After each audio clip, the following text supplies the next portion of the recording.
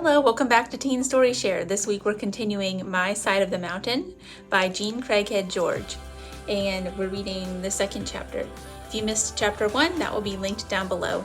As a quick reminder, Sam, the main character, has run away from home because his family's New York City apartment is way too crowded with a family of 11 people, and he wants to go live on his great-grandfather's farm, which was abandoned years ago, up in the mountains in the forest. And he has just survived his first snowstorm, and he's now looking back on how I get started on this venture. I left New York in May. I had a penknife, a ball of cord, an axe, and $40, which I had saved from selling magazine subscriptions. I also had some flint and steel, which I had bought at a Chinese store in the city.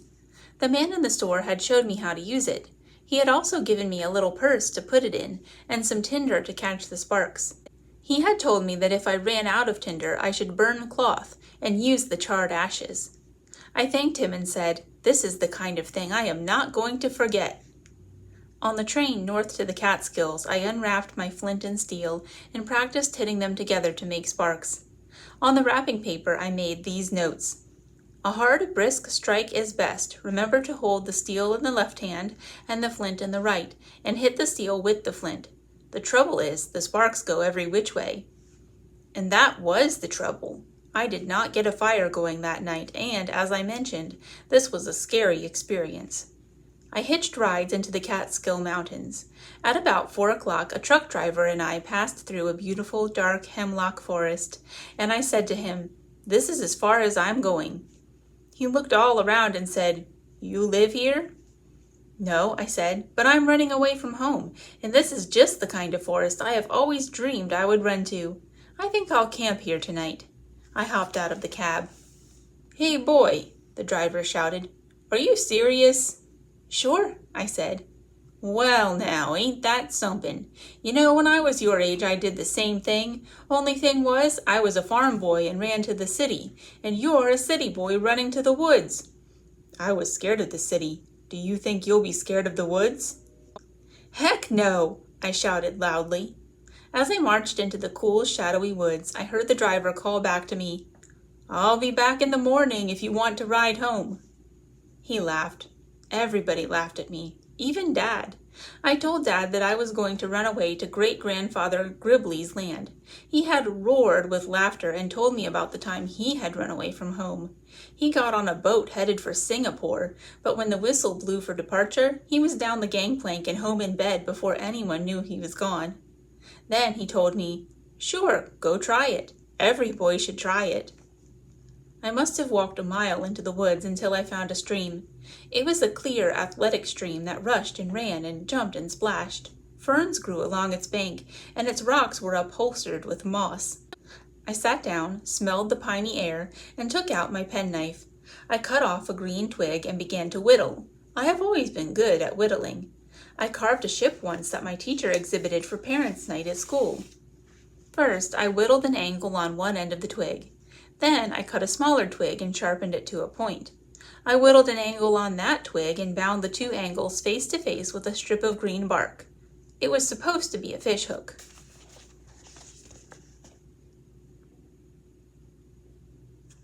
According to a book on how to survive on the land that I read in the New York Public Library, this was the way to make your own hooks. I then dug for worms. I had hardly chopped the moss away with my axe before I hit frost.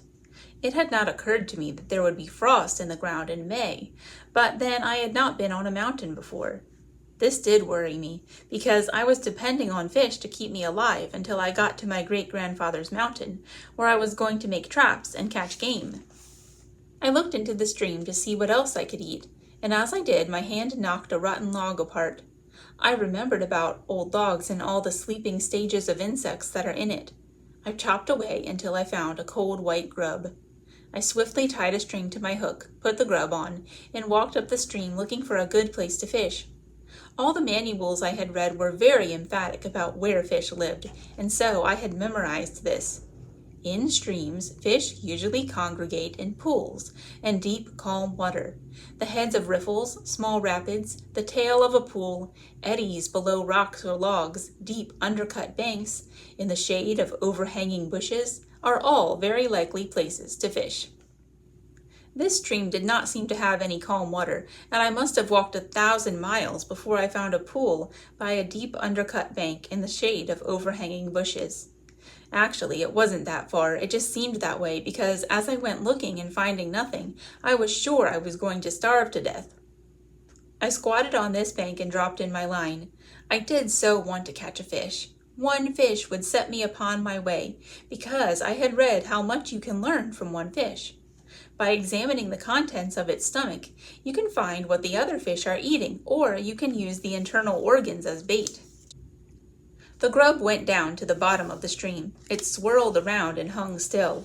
Suddenly, the string came to life and rode back and forth and around in a circle. I pulled with a powerful jerk. The hook came apart, and whatever I had went circling back to its bed. Well, that almost made me cry. My bait was gone, my hook was broken, and I was getting cold, frightened, and mad.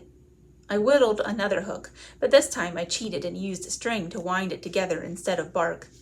I walked back to the log and luckily found another grub. I hurried to the pool and I flipped a trout out of the water before I knew I had a bite.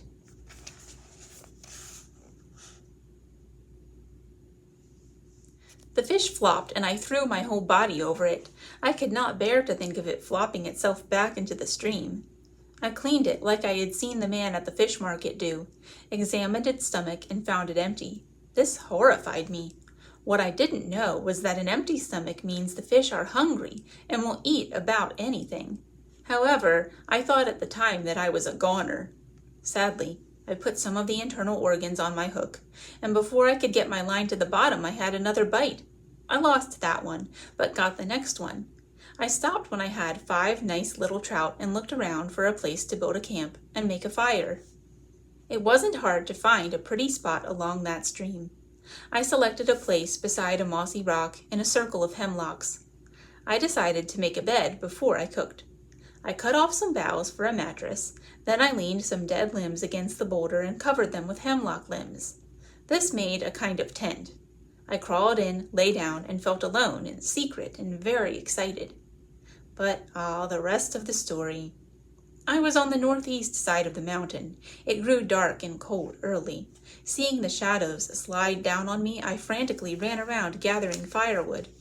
This is about the only thing I did right from that moment until dawn, because I remembered that the driest wood in a forest is the dead limbs that are still on the trees, and I gathered an enormous pile of them.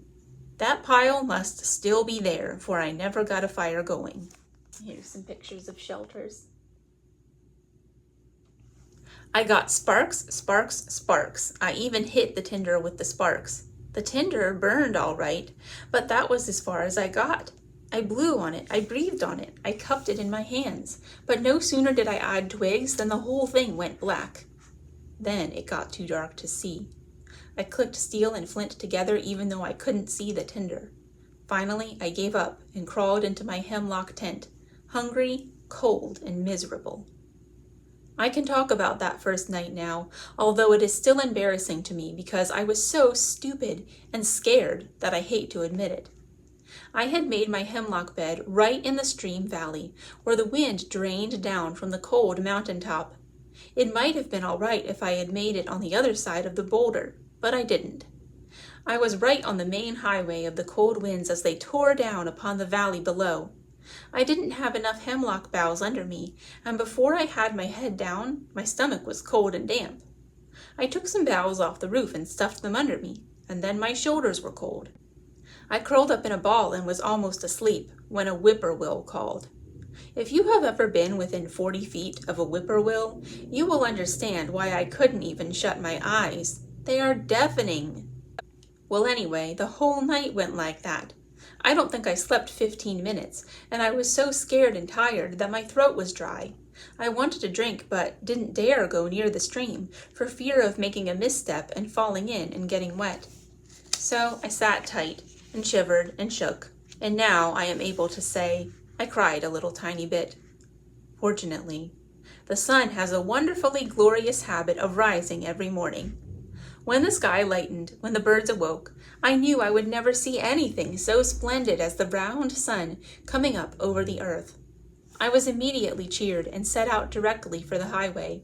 Somehow I thought that if I was a little nearer the road, everything would be all right. I climbed a hill and stopped.